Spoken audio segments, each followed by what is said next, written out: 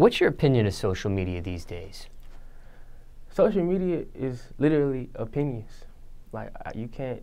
It's really misguiding a lot of people, especially young people. Explain. All right. For example. All right.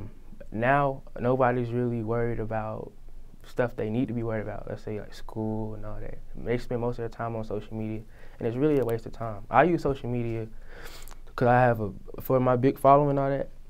And I wanted to get an entertainment, and that's like you need a social media, and I feel like it's necessary. Then on top of that, I use that to reach people that I can't in person. But I use social media differently. Most people do it for entertainment.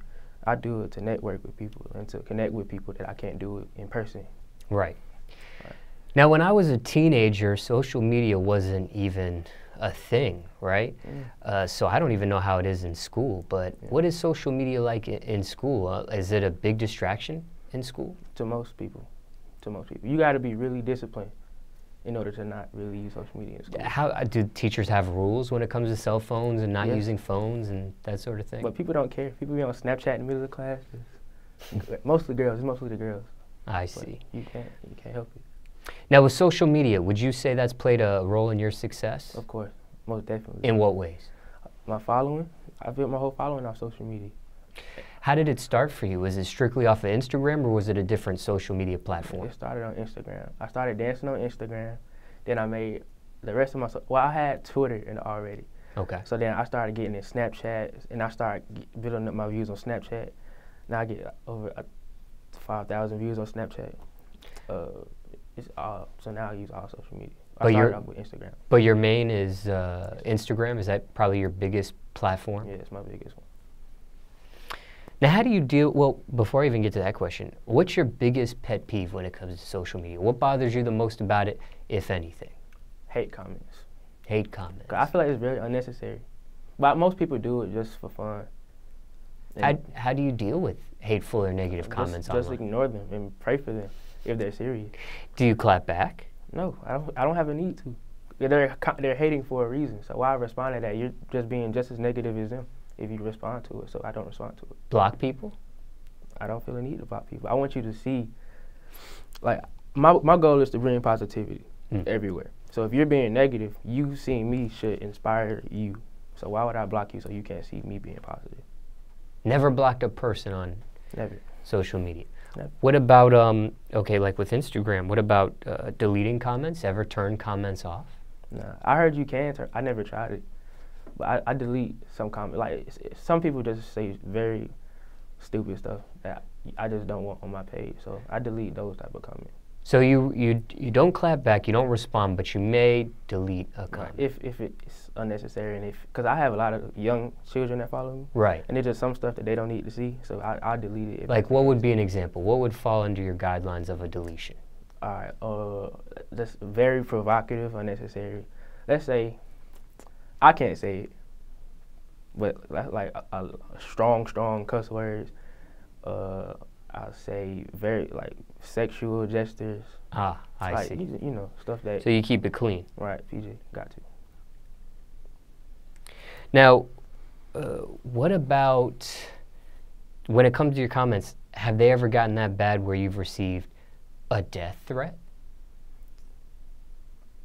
Has that ever happened? I know some comments can get very, very degrading. Not that I remember. And if I did, I feel like they were just playing. I wouldn't take it seriously. What about stalkers? Ever had a stalker? Yeah, now I'm talking about not just an online stalker. I'm talking about somebody that crosses that imaginary boundary between online and real life. I wouldn't be able to tell if someone was a stalker. I wouldn't. I haven't. I don't know any. I don't think I have any. Not yet. Well, not that I know of. Right. Now, ever been, and I've seen this too happen, with some people that are, have bigger followings than you, especially in Atlanta, there have been targets of hacking and disabling amongst the teenage social media dancers like yourself. Like I said, they've been for like the 400, 500,000 range of Instagram followers. I know you haven't reached that yet, but have you felt the brunt of that? you've been a target? I would have been at like 400, 500,000 followers. I recently just got hacked, but I just got my. Oh, you did back. get hacked. I did get hacked. I got hacked at 161,000. I just got it back like last month. Hacked or disabled? Because there is a difference between. Someone hacked my page and took it over, but I got it back through. Thank you to Instagram. Do you think you were targeted by those same people that have been targeting dancers, or do you think it was just a random thing? Or? I have no idea. I'm just glad I got my page back. That's all. How'd you realize you were hacked? When I was at the barbershop, and I tried to just go on Instagram, it said, you have been logged out of your account. I was like, I didn't log out my account. So I kept trying to go on Instagram. People was texting me like, bro, you got hacked, somebody hacked you. Then I went on my brother's Instagram, because my little brother, he gets on my phone and he on his Instagram. So I got on his Instagram and went on my page, and all my posts were deleting. So I'm just refreshing my page, and all my posts are just deleting. I'm like, no, what's going on? So then after a while, like I'll say like the day afterwards, it was somebody posting pictures of just some random person. I was like, man, who is this? They were like, but people just, so I made a backup page until I got my page back. So how'd you let people know that your backup page was really you? There were like people that I actually knew, like other Instagram famous people. I let them know, like through my number, text message. Hey, I just got hacked. Spread the word. This is fake. This is my real page. This is my backup. And then my backup page reached like 20,000. I see. When I got my page back, then I sold my backup. Now you said this is at the time you were about to get a haircut. Right, I was at the barbershop, get a haircut, about to go on Instagram. I was just heartbroken. I was like, did you get the haircut? Yeah, I got the haircut. Thanks to Josh Cuts. He's the best barber in Atlanta. Yeah. But you're going through a meltdown right before I wouldn't be able to concentrate. No, because I'm not getting my haircut. But haircuts make me feel better. Like, they changed my whole mood. So I felt a little better. Good point. I felt a little better. Now, what lengths did you have to go to get your page back? I had to email Instagram like 3 times, and it took so long. How long would you say that process was? Like a month or 2, almost 2 months. I've heard it could be that long. Yeah. Now, as you're going through this, what do you do with your backup page? It just becomes a backup. I mean, it was your main page for a second temporarily, right? And then now that you got your main page back, I secured when I got my page back, I secured it. So nobody can hack it no more. I secured it, and then I sold my backup. Like 2-step verification type? Right, that's what I did. Mm-hmm. Do you think if you would have had 2-step verification before and used it, it would have prevented the hacking? Yes, of course, definitely, most definitely. Do you think you know how you got hacked? To be honest, I don't know. I do not know. Recently, I've been seeing people getting hacked by, they'll get a message in their DMs with a link, and the link will say something like, hey, there's a guy impersonating you. I found these crazy pictures of you. Click this link and let me know if it's you, or something like that. And people, if they're not paying attention, if they click that link, that's how they get to you. That's one way. It's like phishing, is what they call it. And, I haven't heard of nothing like that. Yeah, it happens so quick that if you're not paying attention, let's say you just wake up out of bed, and the first thing you do is check your social media. Right. And you're waking up out of bed, you're not thinking clearly. Your stuff is kind of blurry. You're clicking stuff. You don't know what you're clicking. Right. That's a quick way to get zapped. Yeah. Now, when you did get your Instagram back, what happened to all the stuff that got deleted? Were you able to get that stuff back too, or no? Thankfully, I have a lot of fan pages that every time I post a video, they'll repost it. So I went on all my fan pages and reposted all the videos I could. I see. So thankful to all my fans and so supporters. When you got it back, did it start at 0? Like it kept the same followers you had and stuff from the time it got deleted? Actually, it went down like 3,000 followers. Oh, probably because people saw that it was hacked and maybe stopped following you. Unfollowed. True. Okay. I got it back. So. What about all the posts? Did Instagram give you back the profile with like 0 posts? I had to start from square one. I had to start all the way over. But at the same time, I plan on starting over anyway because I wanted to start my content over. I wanted a whole new look. I've been seeing people do that. So yeah. Now, aside from getting hacked, and when we're just talking about comments and negativity and hateful stuff, Have you ever got to the point where, and I've seen some celebs recently like Justin Bieber and Meek Mill and even Kanye West just did it, they've been deactivating their accounts, reactivating their accounts, deactivate. Have you ever gotten to that point where you felt the need to deactivate or almost terminate a social media profile? It's never gotten that bad for me. And I don't plan on doing it either. What about ever taking a break? Like, some people have told me they've taken a detox from social media. People have fasted from social media. Yeah, I mean, has it ever gotten too much to the point where like you just gotta take a time out from everything? When I get in trouble, like my dad would take my phone, and that would be like a break for me. But usually, I know how to balance my actual life and social media. I'm not on social media 24/7. If anything, I'm either writing music, drawing, or dancing. I'm not really on social media all the time. Now you are on Snapchat. Right. Is your screen name on Snapchat the same as your Instagram? No, it's actually the Derryl Bailey. And the story about I wanted all my social media to be Derryl Bailey. My Instagram, Twitter, Facebook, everything else. My YouTube is Derryl Bailey. I tried to do that for Snapchat, but somebody already did it, and it's a fan page. So I had to put the Derryl Bailey. Sucks. Right. Right. Now, how often are you on Snap? I mean, I get on Snap every day. I mean, I post every day, but I'm on Snap every day. So, like, if you snap me, I'm going to snap back. How do you check your messages? Yeah, I check my messages. I try to respond to all of them. Now, something new that's been happening is obviously Instagram has been copying some other social media platform features. One, of course, is Snapchat. One thing they do is called Instagram Stories, which is very similar to Snapchat. Do you use Instagram Stories? Yeah, I use it all the time. I love Instagram Stories.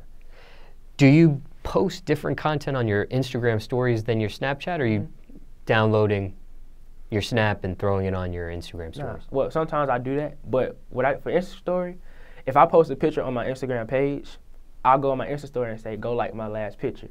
Or if I post a video, say, go like my last video. Or I say, on my Insta Story, I say, turn on my post notifications, I'm about to post a picture. On my Snapchat, I'll post like me at a video shoot or me just vibing to a song, sometimes me dancing. Another thing Instagram took from another platform is Instagram Live, which is very similar to what Periscope does. Obviously, Facebook Live does that too. How often do you jump on Live? I try to get on Live at least once a week because my followers always want me to go live. They're like, go live, go live, go live. So, all right, I try to go live at least once a week. What's the most unique location you went live from? In the car. Yeah, I say in the car. I've seen some people take it into the shower with them because, you know, phones are waterproof. Kodak Black. Kodak Black did that, and he dropped his phone, right. And he was everywhere on Instagram Live. Never went that person. Nah. Now, with all these social media platform changes, do you think, and you mentioned Twitter, do you think Twitter can still survive or no? It can, but I feel like Twitter is more for older people. Because, like I say, Instagram is mostly for, like, kids from, like, well, they get younger now. I know people, like, 5 years old with Instagram, and they know how to use it. But I say Instagram from 5 and up. Twitter don't start till, like, 15, 16. Do you ever, I mean, you telling me there's a 5-year-old kid on Instagram that knows how to use it is kind of a scary thought. Not in 2017. You'd be surprised. But somebody older is like, whoa, that's a lot of raw stuff on Instagram that they're going to be exposed to. Right. What do you think is too young? Do you think there should be an age bracket? I mean, you've got fans of different ages. Right. So, but I don't believe in no such thing as too young, because I know, and then especially it depends on like who you are. Like if you don't have siblings, let's say you're the only child, and you go to Instagram, you're bored, like you don't have nobody to talk to except for your parents, and and that's the way that he connect with his peers or her peers through Instagram. I get it. So I feel like you gotta get it how you live.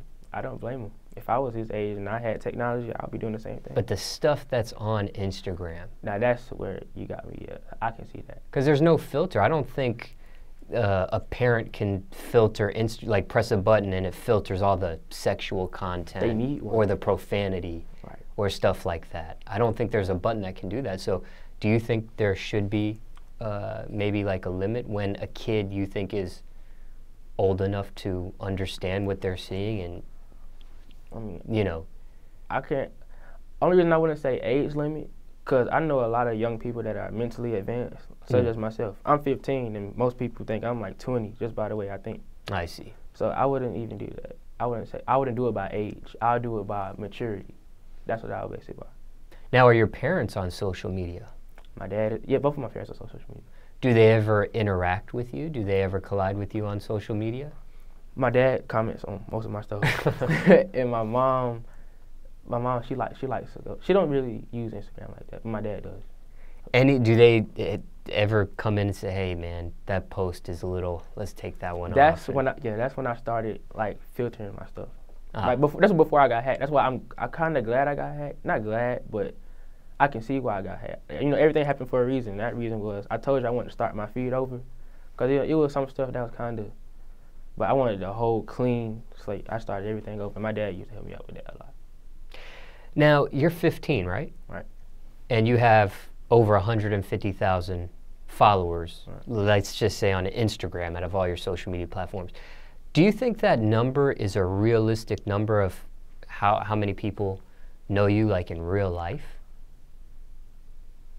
Like, you're a 15-year-old kid. I have no in idea. Atlanta, Georgia. I mean, do you get stopped everywhere? Yeah. Do you? Everywhere I go, I mean, I put this in the song. Everywhere I go, you know they want to take a picture. Everywhere I go, people want to take pictures. I mean, do you feel like 165,000 people are really following you? Sometimes I think about that. Like, do you believe the number? Like, obviously it's a number on a screen, but do you really? At first, I did it until I started going out more, and everybody here, hey, can I take a picture? Oh my God, Mom, it's him. People freaking out, crying. One time I signed a cell phone, not a case, but an actual cell phone. So now I was like, okay, I'm starting to get used to this. So I wouldn't say 160. I'll say right now about 90,000. But you never know. It might be 160,000 or more. So I have no idea. What's the reaction when people actually meet you in real life? Like, obviously they see your pictures on Instagram or your videos on Snapchat, but when they see you in real life, what do they say? What's the response? They say I look older. They don't believe my age. No one believes I'm 15. Then on top of that, they say I look taller. They didn't know I was that tall. It's crazy. And sometimes it be funny. And then I like meeting new people too, so especially if you support me, know me on Instagram. And they're like, hey, remember the video we did? I'm like, yeah. I be having whole conversations with them. I feel close to them.